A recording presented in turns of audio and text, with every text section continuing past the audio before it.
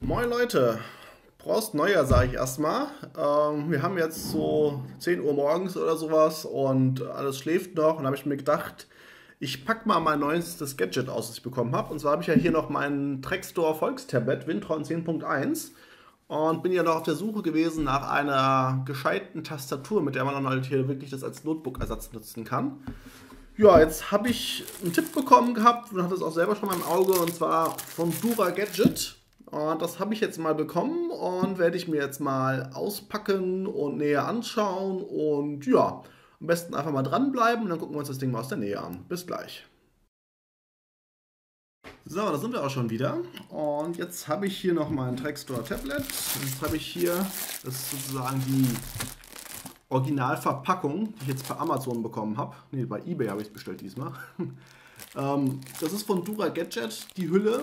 Und die gibt es in verschiedenen Ausführungen. Also erstmal ist da noch ein Kfz-Ladekabel dabei, dann ist dann irgendwie noch ein Kopfhörer dabei oder was auch immer. Kostet immer so zwischen 15 und 22 Euro, sowas um Dreh herum. Und das ist jetzt die reine Hülle, die ich jetzt hier geholt habe. Und ja, das packe ich jetzt einfach mal aus. Ist wie gesagt nur so eine leichte Plastikfolie. Und ja, das sieht jetzt auf den ersten Blick so aus wie so eine, ja, wie soll ich sagen, wie so eine kleine Tasche oder sowas. Da ist hier vorne noch so ein Verschluss, den kann man abmachen. Soll wohl jetzt hier noch ein Stylus sein. Wann auch immer man den braucht, aber gut, den legen wir mal zur Seite. So, das ist jetzt die Hülle von drinnen. Was haben wir hier? Wenn Sie beim Drücken bestimmter Tasten andere Buchstaben als die vorgesehenen angezeigt werden, prüfen Sie bitte die Spracheinstellung auf dem Tablet. Aha, das ist jetzt hier so die Kurzhinweisanleitung. Ja, viel mehr ist ja auch nicht drin. Es ist hier noch so ein bisschen Schaumstoff. Das wir mal zur Seite legen. Ja, und jetzt haben wir hier auch schon die eigentliche Hülle. Dann haben wir hier einmal so eine Tastatur. Die Tastatur wird wohl per USB angeschlossen. Das Trackstore Tablet hat ja so einen Micro-USB-Anschluss. Das gucken wir uns ja gleich mal aus der Nähe an. Ansonsten sind hier vorne jetzt noch so Halterungen, wo dann das eigentliche Tablet reinkommt. Und ja, ansonsten, wenn man jetzt so die Naht sich anguckt, dann gucken jetzt hier oben schon so ein bisschen Flusen raus und so.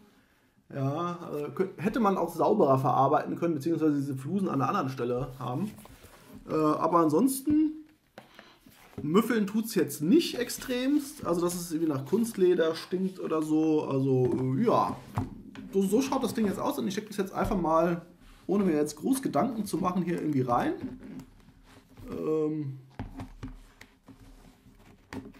Die Dinger hier kann man noch so rausziehen sozusagen und das oben und unten. Ja, dann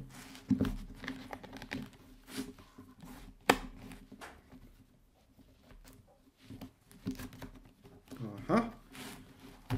Jetzt haben wir das hier so ein bisschen eingerastet. Schön.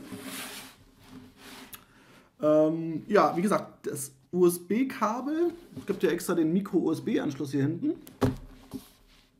Kann man mal reinstöpseln. Und jetzt mache ich das Ding hier einfach mal an. Und guck mal, was mein Trackstore Tablet dazu so sagt. Gerade mal, hier hinten gibt es nämlich noch so das Stativ. Ne? Also kann man ausparken und schon steht das hier. Jetzt haben wir hier wieder das Problem, hier guckt oben diese Lasche rüber. Aber das ist jetzt mal unser kleinstes Problem. So, ja, jetzt gucken wir doch mal, ob das schon funktioniert. Ja, jetzt habe ich noch übers Display eingegeben, aber wir haben ja eigentlich jetzt hier eine Tastatur. Die sieht auch relativ normal aus, sage ich mal. Das war natürlich keine Maus, aber gucken wir doch einfach mal. Machen wir mal eine Testmail auf oder irgendwas anderes. Also ich sag mal so auf den ersten Einblick sieht es hier eigentlich schon mal ganz nett aus. Also machen wir mal den Chrome auf und wir tippen und es funktioniert sofort. Was hier natürlich wieder auffällig ist, die Tastatur ist natürlich wieder relativ kompakt, sage ich mal. Ne? Und ich sag mal so, dieses Kabel stört jetzt hier nicht unbedingt. Ja, das kann man hier drinnen lassen, kann man auch rausschieben oder was auch immer. Wie sieht man natürlich, hier fehlt auf jeden Fall das Touch-Display, also so ein Touchpad. Ne? Aber ich habe prinzipiell vor, das mit der Bluetooth-Maus zu benutzen, insofern stört mich das jetzt nicht. Was das Schreibgefühl angeht, wie gesagt, die Tastatur ist ein bisschen klein, aber sie funktioniert. Also man kriegt ein Feedback. Eine Windows-Taste ist hier nicht. Das ist doch die Home-Taste. Ja, doch.